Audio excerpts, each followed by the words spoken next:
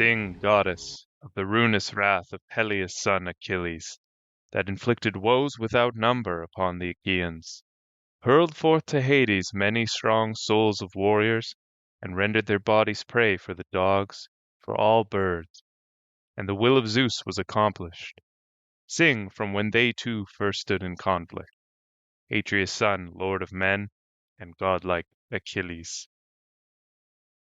Beginning a podcast on Homer without hearing the famous and powerful first lines of the Iliad would surely be a poor way to start. Why are these words famous? And why have stories about one man's rage and another man's cunning survived through to our modern era? What lessons can be learned from these stories of the distant past, and what can they teach us about ourselves today? Welcome to the Homeric Epic Podcast, where I, your host, will attempt to shed light into the wine-dark depths of Homer's literary sea. I am not a historian, or even a literature major, just an avid classics fan, and a Phil Homer, that is, a lover of Homer, if you will. I've taught myself ancient Greek well enough to translate Homer, and taken several courses on the classics during my time at university. The pandemic lockdowns may have also been what catalyzed this, as I suddenly had plenty of time to read, and the used bookstore near me was always full of books from ancient writers. I first read the Iliad 4 years ago while riding the subway every day, and one thought stuck out in my mind. Why is Achilles so angry? The motivation behind his rage is actually nearly lost on us today, as well as the immense scale of his anger. As I dug further and further into the Iliad and the world of Homer, I found answers. Indeed, the more I dug, the more I found. I'm not the first to notice this about Homer. There's an old quote by a professor of classical studies that I think sums it up well. Homer is a world. I believe this phrase to be an excellent description of the extent to which you can lose yourself in the Iliad and the Odyssey. Let me put it this way. Imagine you've decided to go to the beach, and when you arrive, the tide is far out and the waves are breaking a mile away. The view is grand, and the beach stretches far in either direction. But it lacks resolution, and you can't pick out many details yet. It's simply too massive. As you approach the flat stretch of sand, you begin to notice things. A shell, a dead fish, different types of seaweed. The cycle of life and death is readily apparent from your casual observation of the shoreline. When you explore further, you reach a tidal area full of life. There are craggy rocks that appear ancient and weathered, birds nesting on top, and barnacles crusted below. In the pools of seawater you can see anemones, schools of small fish, and, if you have a keen eye, maybe even an elusive octopus. Every stone you turn over is hiding a different crab, and there are endless numbers of crevices and cracks to peer into. You could spend a lifetime examining every nook and cranny of the beach, and the more you look, the more you would find. Such as it is with Homer. People have been studying the Iliad and the Odyssey for over 2,000 years, and each generation has found something different that speaks to them. And the search is far from over, as arguably the most important development in Homeric scholarship occurred less than 100 years ago. We really are on the forefront of understanding these poems. As this is the first episode of the podcast, I'd like to go over the scope, the goals I have for it, and an introduction on Homer and the Homeric epics to help preface our studies together. As a classical history fan myself, I noticed that many podcasts touch on the Iliad and the Odyssey, mentioning how they were foundational to ancient Greek society and our Western literary tradition today. You may have heard someone use the phrase foundations of Western literature or greatest works of Western literature when describing the two epics. These are big claims that are often mentioned in passing, simply because they would take too long to expand upon. That's fair enough, but are such claims true? What I aim to demonstrate with this podcast is that they are. I want to show you why these poems are considered classic, and to prove to you that they are still just as relevant today as they were 2,000 years ago. What I really want to convince you of is that you should read Homer. I hope to showcase the artistry and the beauty of these stories in a way that may not be immediately apparent to a general audience. My goal is that this podcast will be a helpful companion to assist people when reading the two epic poems. One of the courses I took during my studies was titled Greek and Latin Epic, where we read the Iliad, Odyssey, and the Aeneid chapter by chapter and discuss their contents with the instructor. This sort of guided reading helped immensely in illuminating the text, enabling me to make connections that I would never have noticed on my own.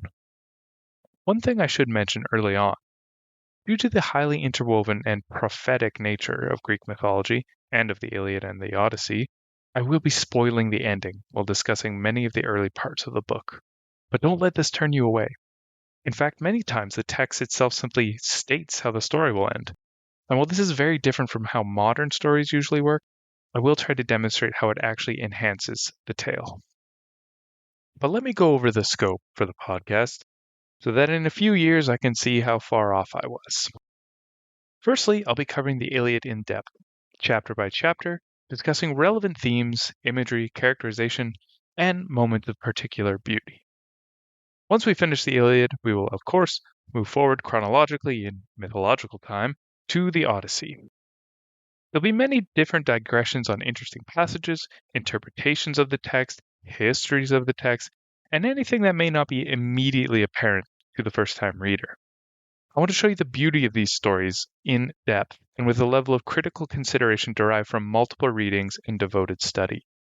I must clarify, though, I will not be covering Greek mythology in general.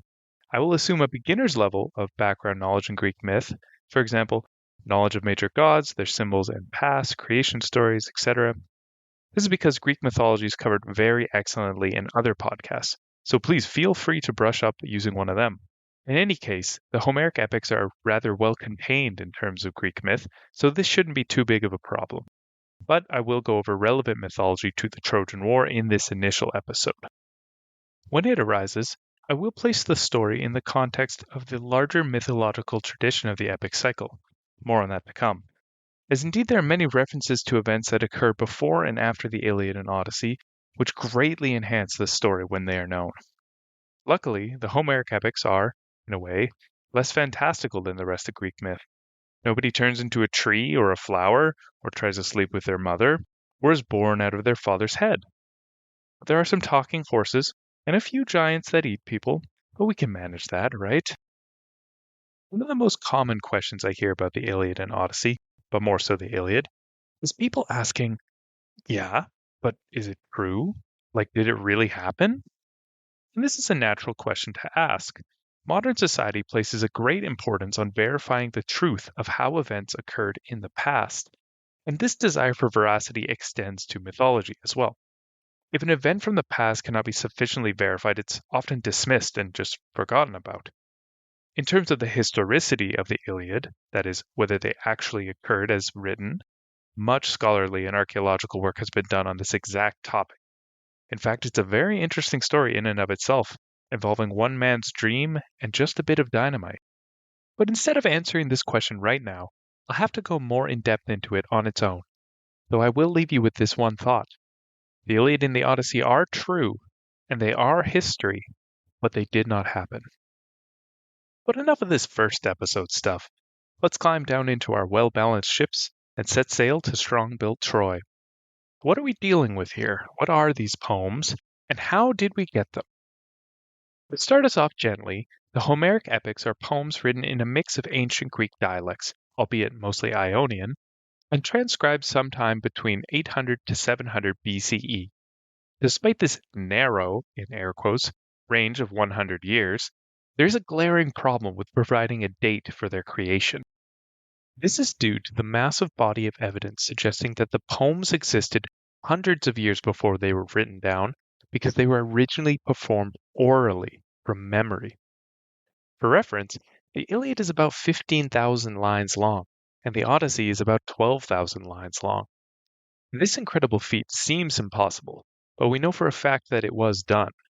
One major piece of evidence supporting this is that writing wasn't introduced to ancient Greece until 800 BCE. No writing means it has to be held in memory. Strangely enough, between both poems there's only one mention of writing, which occurs in a flashback in Book 6 of the Iliad. Taking this lack of writing into account when dating the Iliad's transcription, we can assume that it was transcribed when the Greeks were just introduced to writing by the Phoenicians around 800 BCE. This, coupled with the fact that the poems themselves talk of an era highly unlike that of when they were recorded, and mentioned cities long since deserted by the time of early Greek history suggest that they come from a much more ancient tradition. Linguistic evidence also shows that certain words and grammatical structures that are commonplace in Homer were no longer in use by the time they could have been written down. There's also even more surviving evidence of bards being hired to sing the Homeric poems at festivals. So all of this points to there having been a pre-existing oral version of the Homeric epics. But if these arguments are not enough to convince you that the poems were originally performed from memory, then we only need to look at the monumental work of Milman Parry and Albert Lord. Milman Parry was a classicist who theorized that the frequent use of character epithets were not used for narrative purposes in the Homeric poems, but instead were mainly used for metrical purposes. But wait, what the heck are epithets? First-time readers of the Iliad and the Odyssey are often struck by the repetition of phrases accompanying certain objects and people. For example, ships are always swift ship or hollow ships, and Achaeans are always strong grieve. Hector is often manslaughtering Hector or Hector, breaker of horses, and so on. These words or phrases preceding a noun are called epithets, and they often represent the key aspect or essence of the thing being mentioned. It is important to note that epithets are not nicknames and not meant to distinguish the noun from other nouns. The term hollow ships is not meant to distinguish a specific type of ship, but meant to emphasize their function. These ships carry soldiers. But now back to Milman Parry. His theory was that these phrases were not important for the story. It didn't really matter if Odysseus was cunning or wily in this scene. It was more important to fill the line with the correct meter. For example, if the poet has just described a hero performing a great deed, and they have 3 feet left in the line, they can select from their list of epithets for that hero and use the one that allows the rhythm of the line to be completed correctly. I'll go more into detail on the poetic style of Homer in a moment. Completion of the meter is not the only use of epithet, though. Many are repeated and used at specific times to create a dramatic effect. Several characters share the same epithets, and some epithets are used only under certain circumstances. But Milman Parry argued that completing the meter was their main use, and that they served as memory aids for improvised live performances. To prove such a claim, he had to do some field work. Unfortunately for him, no one has performed Homer in such a way for around 2,400 years. But luckily for him, though, there was a living oral poetic tradition alive in Yugoslavia where bards produced tremendously long poems on the fly from memory. So Parry and his assistant Albert Lord set out to Yugoslavia to study these bards in the wild, and what they found was remarkable. In the outskirts of Bosnia, in remote villages, they recorded thousands of hours of performances from illiterate bards called guslar.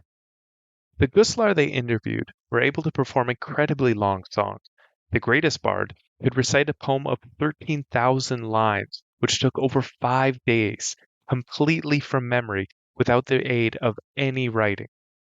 They noticed many similarities in structure and technique between these bards and what we read in Homer, including character epithets, type scenes, and ring composition.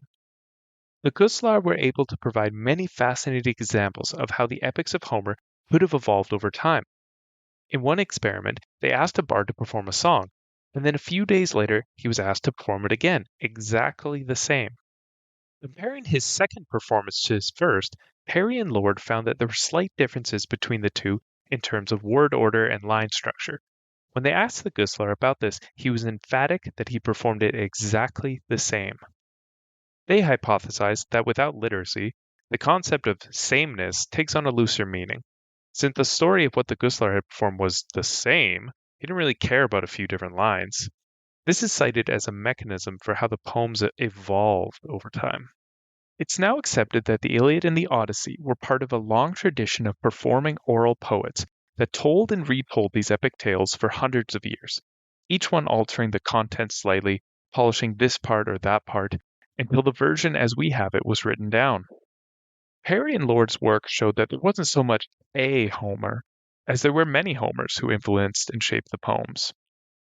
There is still the very puzzling question of who committed the poem to writing. Poems are very long, and yet strikingly uniform in their composition and content.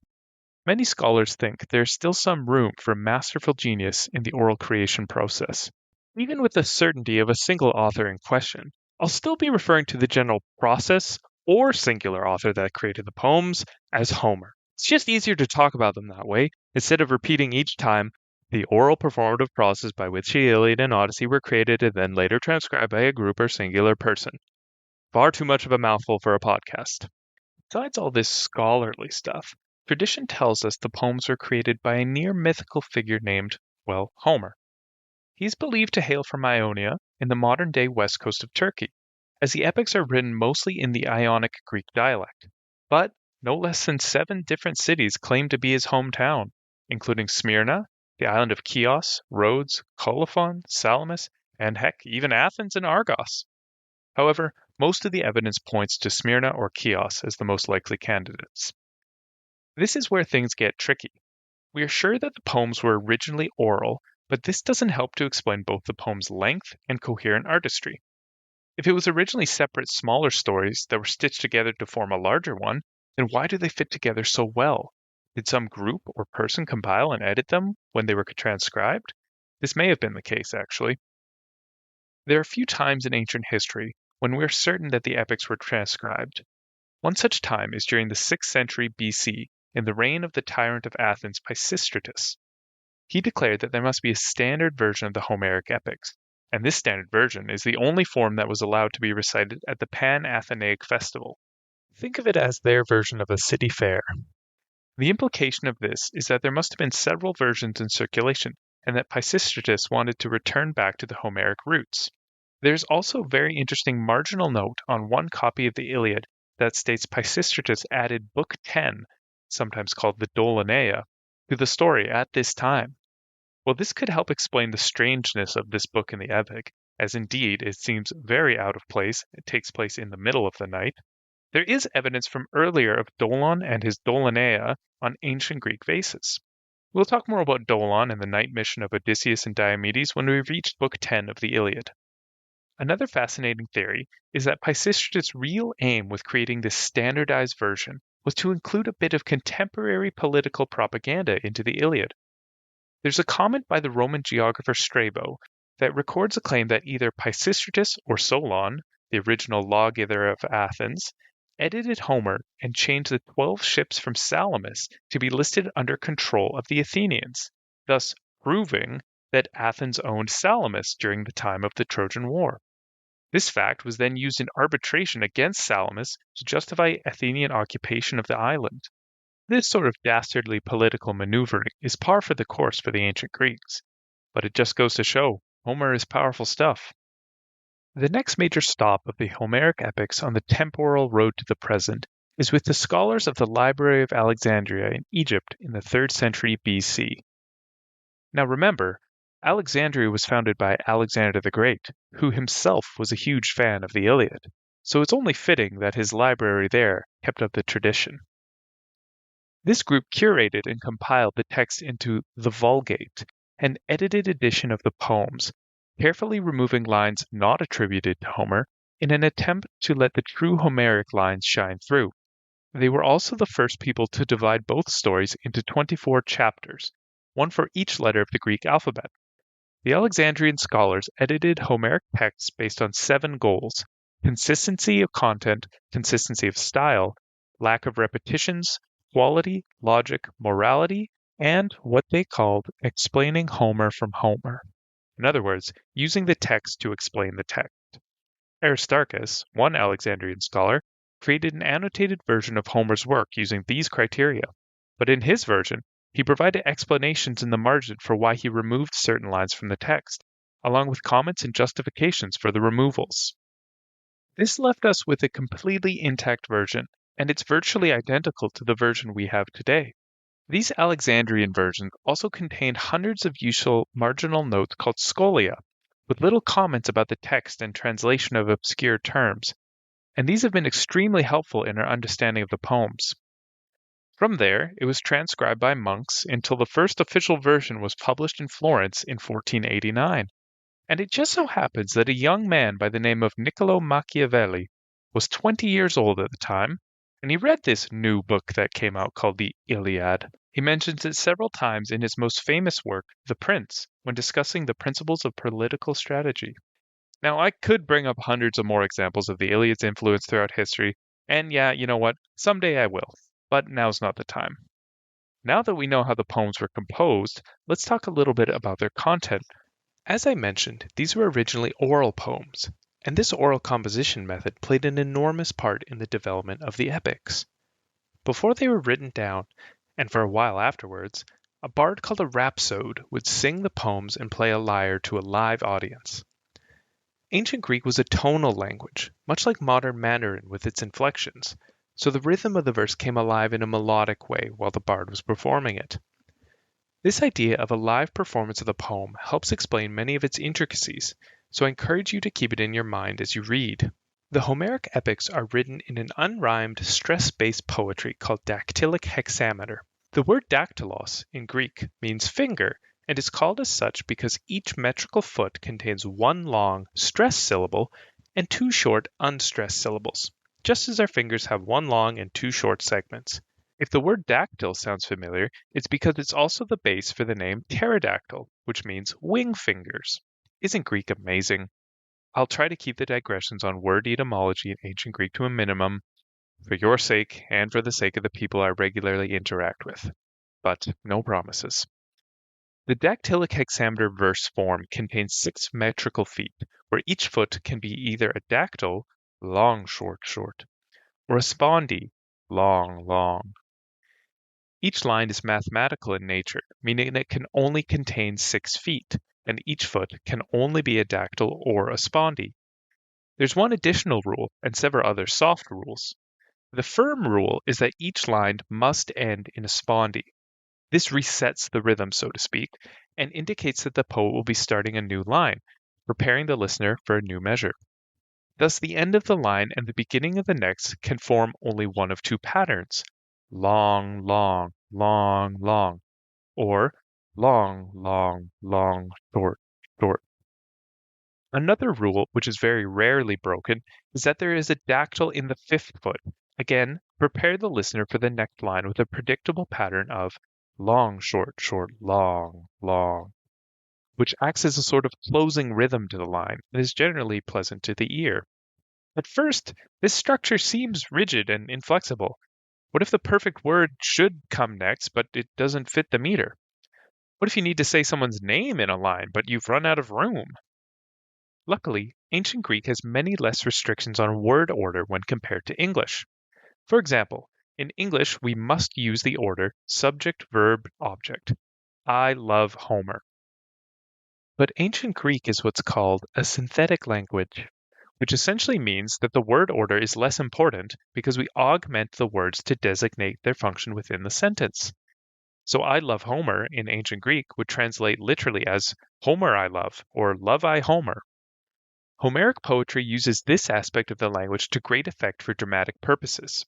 A fantastic example is in line 7 of the Iliad, the last line of the first sentence, where the poet is laying out the entire plot. Atreides theanax andron kai dios Achilles. Translating it into English, it would be read as both the son of Atreus, lord of men, and godlike Achilles. It's a bit of a mouthful in English.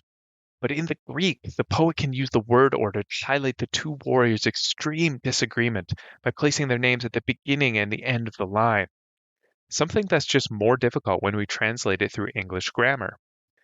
This difference in word order between Greek and English is a challenge for translators, and oftentimes results in difficult to read English because the translator wants to preserve as much of the original poetry as possible.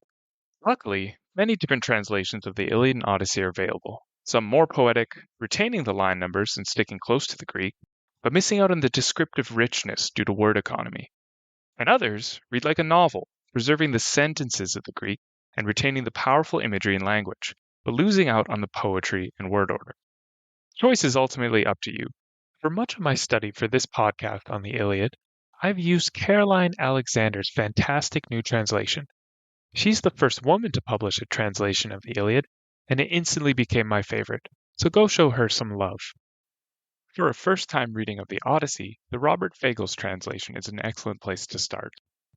As we are reading poetry, after all, and especially poetry that was originally intended for a live performance, I'd like to touch on how the poet uses the sound of words to bring the poem to life. Ancient Greek as a language focuses more heavily on vowels than English, with more long vowels separated by only one consonant, unlike English, where sentences have long sections of consonants separated by few vowels.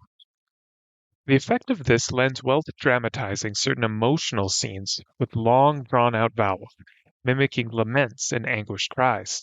For example, tu pain qui kleiston patrokleos deloia. Note how every syllable is long, making the line entirely spondaic. This is appropriate, as Achilles is calling ever upon the hapless spirit of Patroclus. The scene is laden with emotion, and the poet wishes to linger here, slowing the verse, but also making us hear Achilles' emotions. There are equivalent scenes with much harsher language when battle is described, and faster, breathier lines when the poet describes the blasts of wind that tear at Odysseus' sails. Homer shows himself to be an expert with onomatopoeia, and the diction of the poem reflects this. I'll bring up some of these examples when we reach them, as this is when the emotional and auditory effect combine in their proper fashion. The last thing I would like to mention about the two epics regarding their poetry is to highlight their structure. Both the poems have a well-defined chiastic structure, where the events in the story form a ring. This structure is difficult to see at first, and is more apparent in the Iliad than the Odyssey. But essentially, for both poems, events in the beginning have mirror images of themselves on the second half of the story. As a quick example, the Lotophagoi, or lotus eaters, described in Odyssey Book 9, are mirrored with the sirens in Book 12. Both are seen as foreign and exotic in the Greek worldview, and the lotus probably being a metaphor for opium, and the sirens being a metaphor for exotic foreign women. More importantly, both of these trials are offering the same thing to Odysseus and his men, the opportunity to forget their sadness and sorrows, but also to forget their home. Likewise, the Iliad begins with a father bringing ransom for his daughter, and ends with a different father bringing ransom for the body of his son. There are numerous parallels like this, and each one is as full of rich juxtaposition as the last, but we'll just have to delve into each one as we come to it. Let us now turn to the mythology of Homer. The Homeric epics are part of a larger story well known to ancient listeners called the epic cycle, which consisted of 8 epic poems detailing the judgment of Paris, the sack of Troy, and the nostoi, or homecomings of the soldiers. I like to think of the Trojan War beginning very early in Greek mythology, or at least the seeds of it, that is. There's a fragment from the first poem in the epic cycle, the Cypria, that reads, "There was a time when the countless tribes of men, though wide dispersed, oppressed the surface of the deep-bosomed earth. And Zeus saw it and had pity, and in his wise heart resolved to relieve the all-nurturing earth of men by causing the great struggle of the Ilian war, that the load of death might empty the world. And so the heroes were slain in Troy, and the plan of Zeus came to pass." That phrase at the end of the fragment, "and the plan of Zeus came to pass," is very similar to a line in the Iliad, "and the will of Zeus was moving towards its end." This signifies some unity of intention between the Zeus depicted in the Cypria and the one in the Iliad. I also like this as a root cause of the war, and not solely the judgment of Paris, as it frames the whole thing in a larger cosmic scale that is, in a way, more justified, I suppose. The second thing that this fragment says to me is that it was going to be a bloody, hellish war, as its sole purpose was to kill people. And this is exactly what we observe in the poems. Zeus's dislike of humanity is well documented in myth, so beginning a war just to reduce their numbers is well within his character. This early hint of the war is often overlooked in other Greek myths, or even the epics themselves, but it was known enough in ancient times to be mentioned by the playwright Euripides. Another early hint of the upcoming Trojan War is in the ancient Greek play Prometheus Bound by Aeschylus. In it, the enchained titan Prometheus, punished for saving humanity from Zeus's wrath, is visited by several mythical figures. Prometheus hints to them that he knows something that will soon give him power over Zeus. The chorus of Oceanid nymphs asks him what it is. He doesn't reveal his secret in the play, instead being crushed by an earthquake sent by Zeus, but the audience knew the secret. Prometheus, the god of forethought, whose name comprises pro, meaning forward, and manthano, meaning intelligent, knew that whoever married the sea nymph Thetis would bear a son much greater than his father. For Zeus to avoid being overthrown by a possible son with Thetis, he marries her off to a mortal to have a nice, safe mortal baby with. The immortal Thetis wed Peleus of Phthia, who would become the father of godlike Achilles. Peleus himself was a hero and has many myths about him, but his son Achilles surpassed him by far. If we jump forward in mythological time and come to the traditional cause of the war, we find ourselves at the wedding of Peleus and Thetis.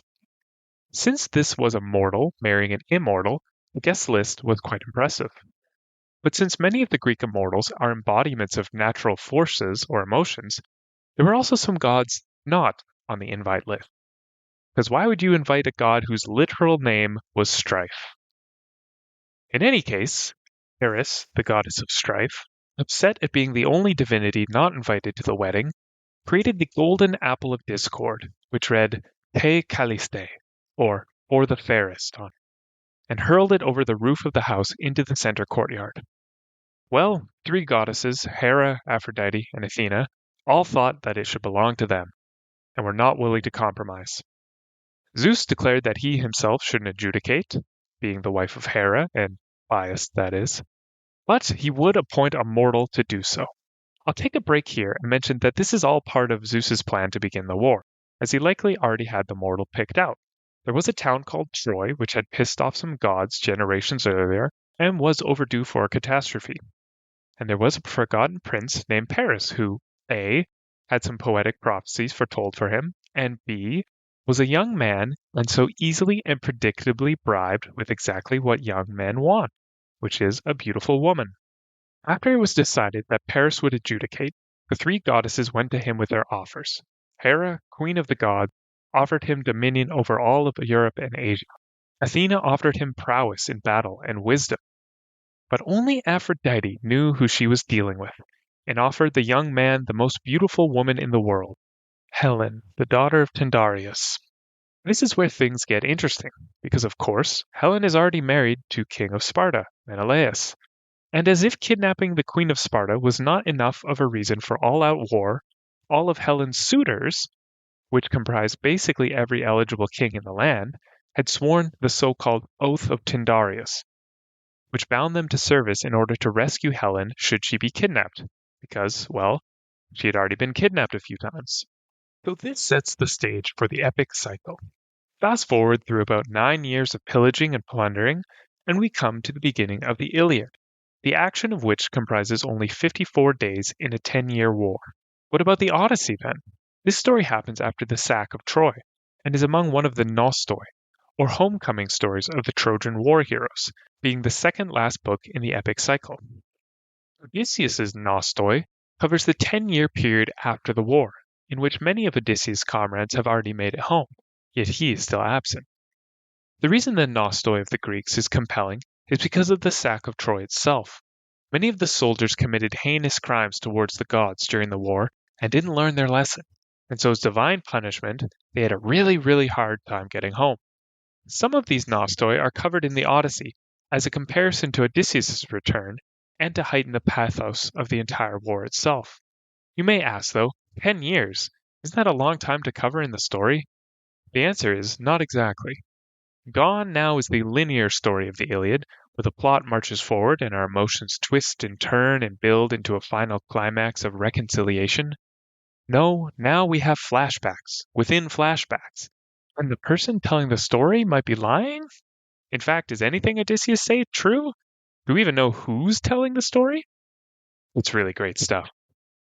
The mythology of the Odyssey is a bit more grandiose than the Iliad, but still takes place in the same world with the same gods and goddesses, just with more monsters. Indeed, the monsters are usually what the Odyssey is known for, and believe me, there will be much to say on them. The Odyssey is also a more personal story, and contains many customs that the ancient Greeks themselves strictly observed. This shows how closely the ancient Greeks believed themselves to be the characters in these stories. They weren't just good reading, they were the foundations of their culture. We learn many important details about the Trojan War in the Odyssey, all of them told in hindsight. Readers are often disappointed to hear that the famous Trojan horse is not included in the Iliad, but luckily it is referenced in the Odyssey.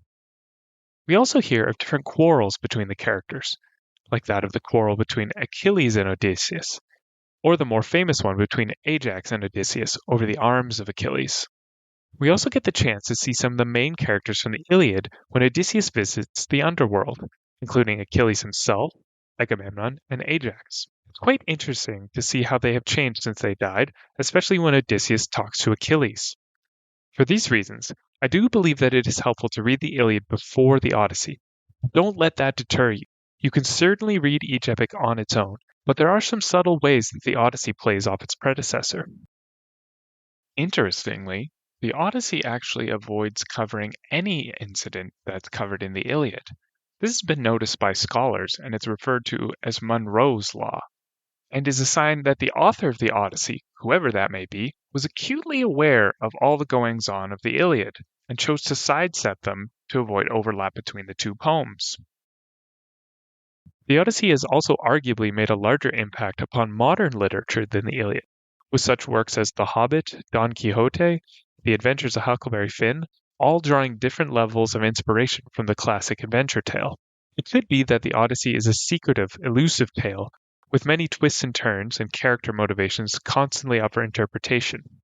Or perhaps just the grandeur of the voyage, the fantastical creatures, and the feats that Odysseus overcomes has made it leave such a mark on literature. In any case, the Odyssey looms large in the collective imagination of adventure tales, and we'll dissect the references to it and the reason why. Now, I've talked a lot about the two stories as Homer's epics, implying that they are similar because of their shared creative process. But in actuality, the poems are very different. In a lot of ways, completely opposite to one another. If we look at their most basic differences, the Iliad has numerous leading characters who at different times fill the main stage of the story, while the Odyssey is content to view one character at a time. As a war story, the Iliad contains numerous long, extended battle scenes where people die in gruesome ways, and it has very many specific moments of valor for these different characters. The Odyssey, on the other hand, which of course takes place after the war, has very little combat whatsoever. The vast majority of the Iliad is told from a present tense, third person omniscient point of view, which means we can see inside each character's head. A significant portion of the Odyssey is told in the past tense, third person perspective, meaning we can only see inside Odysseus' head. Each story uses its perspective to great effect, but the difference is worth noting. The Iliad, in general, is a poem of action and bravery in war, while the Odyssey is a poem of cunning and intrigue in undefined circumstances. The Iliad wears its heart on its sleeve, and the Odyssey is murky and secretive. The Odyssey is the introspective epic, and the Iliad is the extrospective one. Even the two poems' main characters could not be less alike. For example, Achilles is quoted in the Iliad speaking to Odysseus and saying, "Hateful as the gate of Hades is the man who speaks one thing but hides another in his heart." Achilles, the central character and driver of the Iliad, is brash. He speaks his mind without regard for the consequences. He despises liars as he does the gates of Hades, which by this he means death itself. Odysseus, on the other hand, could not agree with this statement less. Lying is his default state. He lies to everyone he meets, goddesses, monsters, even his own family. He is the polytropon man, which is the first adjective used to describe him in the Odyssey, and translates literally as many turns. He is the many-turned man because his mind is always twisting and turning, figuring out how to gain an advantage in every situation, and mostly figuring out how to lie, completely unlike straight-talking Achilles. As I've said before, don't feel the need to read the epics in order. You can certainly read the Odyssey before the Iliad, but just be aware that they're both very different beasts, and a lot of people prefer one over the other. To wrap up this inaugural episode, I'd like to go over the three main goals I have for the podcast. Firstly, I want this podcast to be the first stop for newcomers when reading the Homeric epics, to help them gain an appreciation for the Iliad and the Odyssey that they may not attain otherwise. Secondly, I want to prove to you that these poems deserve the titles of greatest works of literature, to show you why they have survived for 2,700 years and why they're still relevant today. Lastly, I want to convince you to read Homer again and again. With that, I'll wrap things up. Thank you for finishing this first episode. If you enjoyed it, please consider subscribing to it wherever you listen to your podcasts. Or you can follow my Substack at homericepicpodcast.substack.com. There you'll find the show notes, sources, and other cool things I find on the Iliad and the Odyssey. I hope you join me in the next episode, where we'll cover Book 1 of the Iliad in fine detail. Until then, erostai akustoi philoi.